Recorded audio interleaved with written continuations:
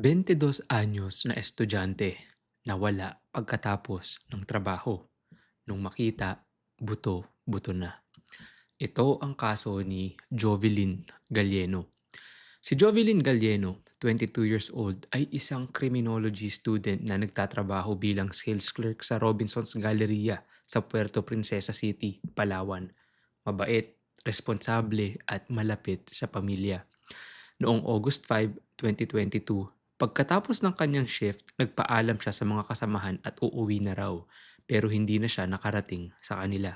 Agad na nag-report ang pamilya sa pulis at nagsimula ng malawakang paghahanap. Pagkalipas ng 18 araw, August 23, 2022, natagpuan ng mga residente ang isang itim na bag sa barangay Santa Lourdes, Puerto Princesa.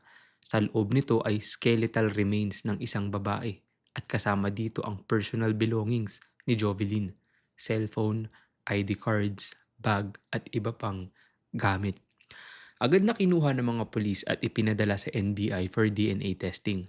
Noong August 30, 2022, kinumpirma ng NBI at PNP ang 99.99% DNA match sa mga magulang ni Jovelyn. Ayon sa autopsy, skeletal remains lamang ang natira.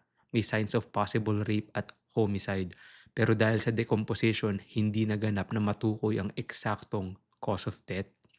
Sa investigasyon, lumabas agad ang prime suspects, ang dalawang pinsan ni Jovelyn, si Leobert Dasmariñas at si Jovert Valdez Tamon.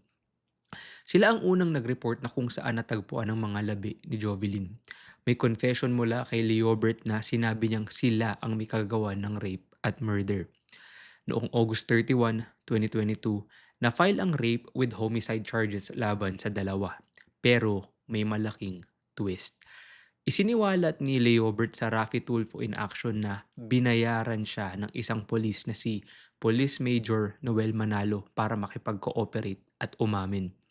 Pero noong November 24, 2022, biglang dinrap ng City Prosecutor's Office ang lahat ng charges laban kay Leobert at Jovert dahil sa kakulangan ng solid evidence at inconsistencies sa confessions.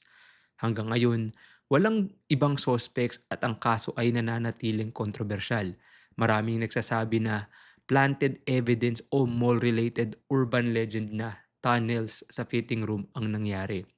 Ang tunnel sa fitting room ay isang urban legend na nagsimula noong 1980s or 90s na sinasabing may kalahating tao at kalahating ahas na naninirahan sa Robinsons Malls.